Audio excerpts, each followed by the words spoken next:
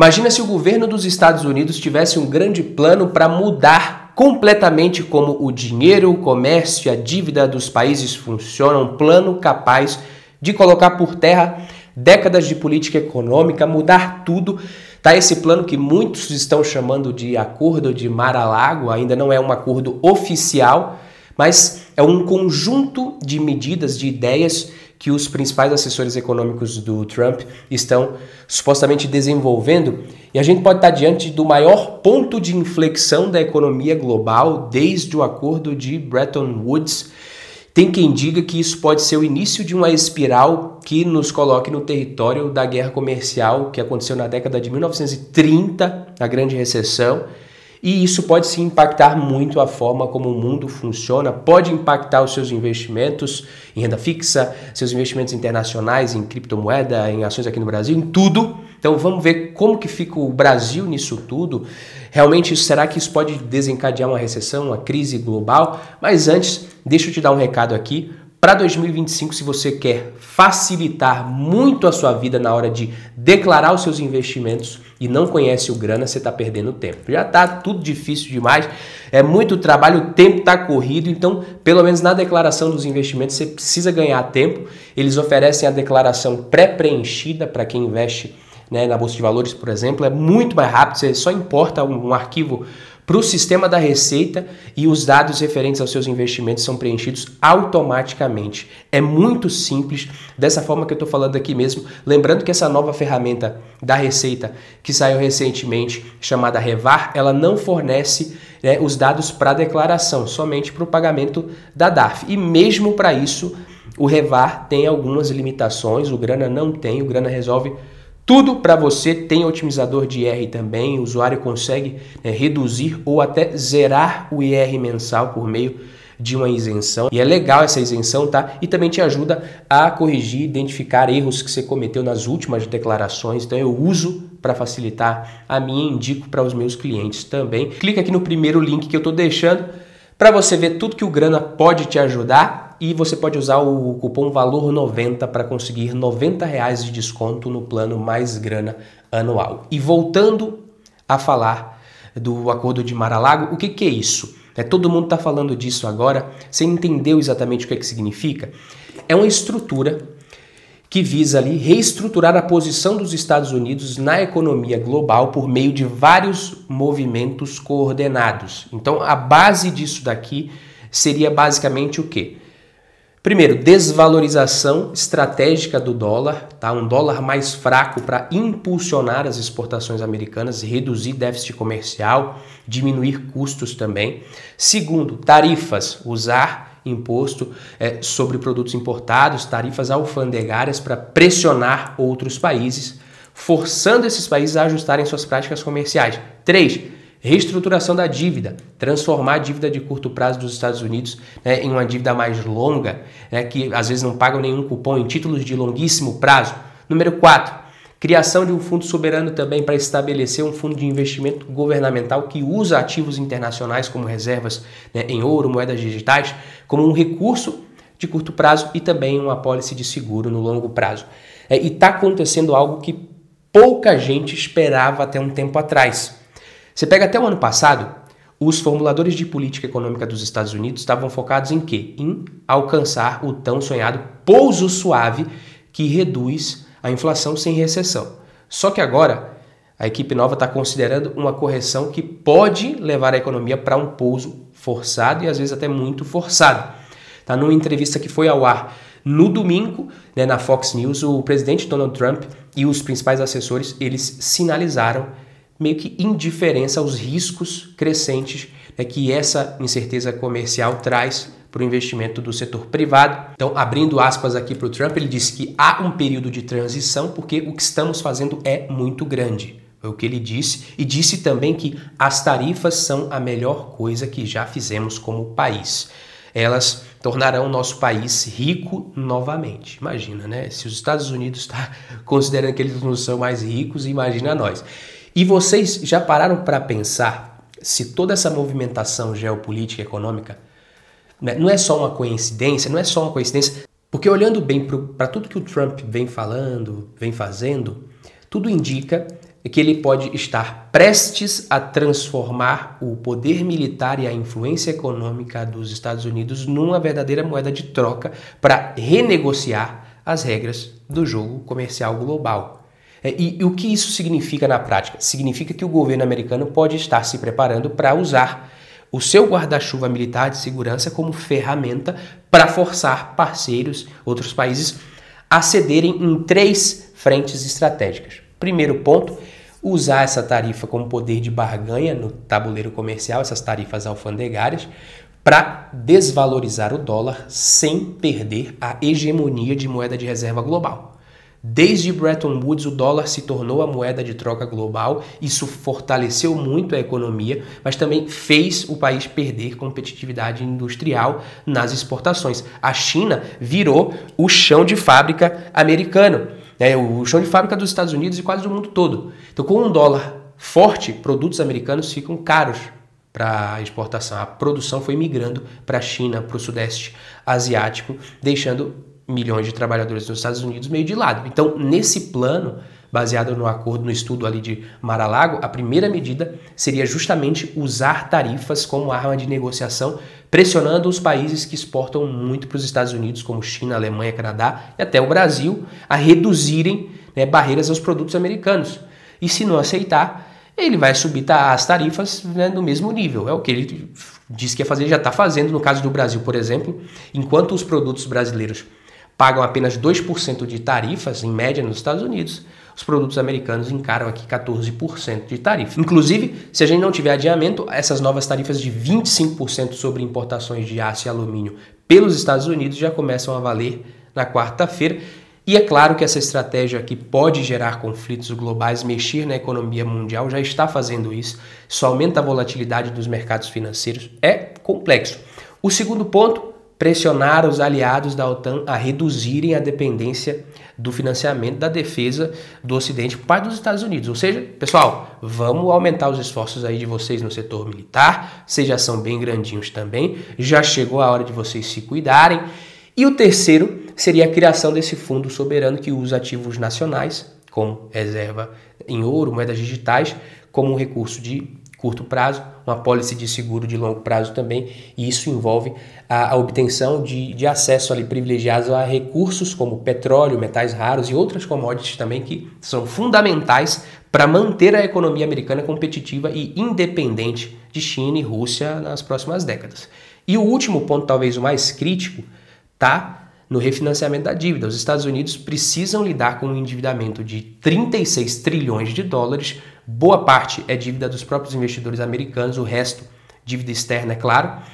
E uma das saídas seria persuadir países aliados a comprarem mais títulos do Tesouro, garantindo um financiamento mais saudável, mais sustentável, mais barato para o país. E sim, a ideia dos Estados Unidos convencerem esses países a comprarem esses títulos mais longos, de 50, 100 anos, e sem, às vezes, pagamento de cupom, é uma tentativa de garantir um financiamento mais barato para essa dívida. Só que isso tem alguns riscos e pode gerar consequências graves. Primeiro, a demanda por esses títulos precisa ser forte e constante. Não tem como não ser, senão não funciona. E se os investidores começam a duvidar da capacidade dos Estados Unidos de manter esse pagamento no longo prazo, ou começa a perceber ali que os juros podem subir, o apetite por esses papéis cai. Se no meio do caminho você tem qualquer sinal de instabilidade fiscal, política, econômica, os investidores podem começar a vender esses títulos em massa e isso derruba os preços e força o governo a pagar juros muito mais altos para continuar se financiando. Isso aí teria um efeito cascata, os juros lá para cima joga todo mundo em recessão, a economia global. Então empresas e consumidores sentiriam o impacto, levando ali a um aperto de crédito e a uma possível recessão global nesse caso. Ou seja, qualquer sinal de fraqueza poderia desencadear um efeito dominó com investidores fugindo de títulos americanos, juros disparando e a economia global arrastada por uma crise. Tomara que isso não aconteça de verdade. Eu não acredito que dentro desse acordo aqui eles vão conseguir executar com facilidade essa questão aqui da dívida, mas se o que vai acontecer ou não, a gente não sabe. Andrew Wilson, que é vice-secretário da ICC, a Câmara de Comércio Internacional, ele disse que as altas tarifas sobre produtos estrangeiros importados para os Estados Unidos na crise de 29 contribuíram para uma recessão global que mergulhou quase um terço da força de trabalho global no desemprego, cortou a produção, né, em economias de peso como a Alemanha e Estados Unidos pela metade, de acordo com uma pesquisa do FMI, do Fundo Monetário Internacional. Se é exagero ou não isso aqui da parte dele, eu não sei, não é exatamente aqui a minha especialidade, mas quando você junta todas essas peças, o que você vê é que não é coincidência. Isso pode ser um movimento coordenado e bem planejado há bastante tempo. Ontem as bolsas americanas registrando perda de quase 2 trilhões de dólares em valor de mercado, Nasdaq e S&P 500 caindo 4% e 2,6% respectivamente. Dessa queda impulsionada por essas declarações do presidente, que diz que não descarta uma possibilidade de recessão nos Estados Unidos. O índice Dow Jones caindo mais hoje, depois que o presidente Trump disse que vai aumentar as tarifas de aço, sobre o aço e alumínio do Canadá para 50%. As ações de empresas industriais e financeiras, entre as que mais caíram no S&P 500 também, todos os 11 setores do índice sendo negociados em baixa. Então o comportamento do mercado é bem diferente do que foi, por exemplo, nos primeiros meses do governo Trump em 2017, quando a bolsa subiu e subiu muito bem. Então o governo inicialmente ele começou culpando preventivamente uma herança deixada pelo governo Biden, por qualquer sustinho ali de crescimento, tentando estabelecer essa narrativa de que eles herdaram uma economia enfraquecida, coisa que todo governo faz, né? Não tem exceção aqui, mas agora, com essas últimas declarações e atitudes, você tem ali uma sensação de que se algo der errado na economia faz parte, pessoal. É necessário, é para um bem maior, é o nosso objetivo, vale a pena para o nosso objetivo maior, e aí o pessoal está começando a ficar com medo realmente dessa recessão. E por que o momento seria propício para isso, né? Para um acordo como esse? A personalidade do Trump, para quebrar essas normas ali, essa disposição que ele tem, isso ajuda, porque algo disruptivo assim precisa de alguém que se sinta mais confortável com o confronto institucional. E ele precisa aproveitar enquanto ele ainda tem popularidade dos congressistas. No centro desse plano, como eu falei, está ali a questão da dívida nacional americana, porque se os Estados Unidos conseguirem vincular a segurança global ao financiamento do governo, eles vão evitar futuras medidas impopulares, como aumento de impostos, cortes drásticos de gastos públicos. Você vê, o Brasil está sendo obrigado a fazer isso agora. Por quê? Porque o Brasil é pobre, o Brasil não tem esse poder de barganha, jamais, nem se aproxima, mas está cortando, tem que cortar gasto, mesmo assim não está cortando, e aumentando impostos aqui, você já viu que já está acontecendo. Então, isso ajudaria os Estados Unidos a evitarem isso numa escala muito maior, é óbvio, por lá. Então não são só comentários, podem não ser só comentários aleatórios, são posições de negociação dentro de uma estratégia econômica mais ampla, explorando talvez uma simetria de informações que esses aliados, os parceiros comerciais, ainda não são capazes de prever ou decifrar completamente. Quando o Trump fala sobre contribuições, por exemplo, da OTAN, acesso a recursos, ele está sinalizando esse aspecto desse guarda-chuva de segurança, dessa doma de segurança por conta dessas concessões econômicas. É um detalhe, né, que ficaria muito claro caso um acordo como esse acontecesse. Quais seriam as recompensas para os Estados Unidos? Para a economia americana, uma possível retomada da manufatura local, a gente sabe que caiu a produção, né, local lá nos Estados Unidos, déficits comerciais reduzidos, a dívida mais madura, espaço para respirar ali no fiscal, preservação do dólar como moeda de reserva global, mesmo mais fraca, e os riscos é que essa estratégia gere um monte de conflito e desafio, já está acontecendo, estagflação por conta das tarifas, danos também às relações diplomáticas, isso também já está acontecendo, e a ameaça ao status de reserva global do dólar. Você tem um aumento forte de juros, né, em um possível refinanciamento da dívida americana, e aí, como eu falei, seria recessão braba. E no Brasil, o que acontece hoje? O Brasil, ele não precisa de ajuda do mundo para criar os seus próprios problemas, o Brasil nunca precisou. O governo Lula, ele está seguindo o mesmo caminho, né, que sempre seguiu ali, com expansão de gastos, políticas populistas. Não chega a ser tão absurdo quanto foi na era Dilma, mas o mercado também já está vacinado, já colocou tudo no preço bem rápido, bem mais rápido. O governo, ele poderia até realizar um ajuste fiscal mais verdadeiro antes da próxima eleição? Será que vai? Não sei. O Lula tomou uma pílula da responsabilidade fiscal, acordou responsávelzinho. E isso aconteceria? Não sei. O Lula, ele tá meio numa sinuca de bico agora, porque o objetivo maior de qualquer governo é se reeleger, né? Então, se ele toma um chá de responsabilidade fiscal, ele melhoraria ali a confiança do mercado, talvez isso faz o juro futuro reduzir um pouco de alívio ali para a economia, para o mercado, mas ajuste fiscal, de qualquer forma, machuca a popularidade dele para a base eleitoral dele ali no curto prazo. E os benefícios disso talvez demoram para acontecer antes das eleições. Se ele escolhe seguir gastando também, até onde der, ele vai empurrar o problema mais para frente, mas talvez ele ganhe um pouco de popularidade. O ponto é que quem aplaude um ajuste fiscal não é a base eleitoral dele, é o mercado. E ele não ganharia muito com isso politicamente, talvez. O contrário também tem um problema. Gastar demais num cenário global complicado, com inflação em alta dos alimentos aqui, isso também afeta, independente do que ele esteja fazendo, a sua base eleitoral, que sente ali o preço do arroz, feijão, de tudo aumentando. Então, mesmo que ele esteja tentando agradar a própria base, se a inflação dos alimentos continua pegando, ele pode perder ainda mais a popularidade e não ganhar. Então, no fim, ele pode seguir gastando e ainda assim perder a próxima eleição, o que provavelmente faria a Bolsa subir numa derrota do Lula, mas é um cenário bem binário. Tá? E ele pode conseguir também ir levando ali com a barriga e ganhar de novo, e aí são mais 4 anos de incerteza e de Bolsa.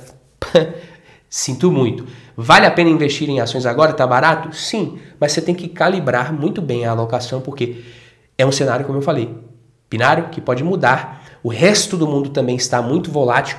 Na década de 1970, pessoal, o Harry Browne, que é um economista americano, ele ficou famoso ali porque ele lucrou e recomendou também, né, que as pessoas fizessem um movimento para lucrar com a desvalorização da moeda. Ele já estava atento à possibilidade dos Estados Unidos abandonarem o padrão ouro e, por consequência, ali, o dólar sofreria uma forte desvalorização. Ele falou, tem que se proteger disso daqui.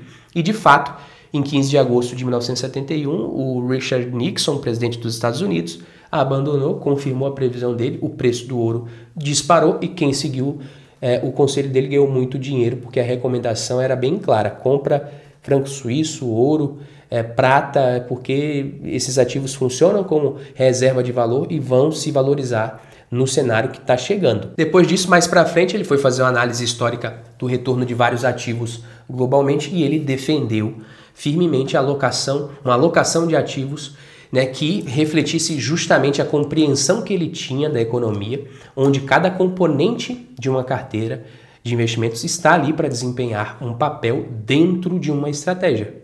Então, por exemplo, em tempos de crescimento do mercado, as ações, obviamente, vão carregar a maior parte do retorno, enquanto o ouro, renda fixa de longo prazo, vão segurar um pouco o retorno ali, que poderia ser maior se a carteira tivesse tudo em ações, mas aí ia ser mais arriscado, porque durante períodos de inflação, o ouro ele vai segurar, vai proteger o poder de compra, e o mais provável é que o ganho real acabe principalmente vindo dessa parcela. Ou seja, o que o Harry Browne fez foi provar que quando você foca numa diversificação de forma correta, o investidor ele consegue ter resultados consistentes, mesmo assim controlando os riscos da sua carteira.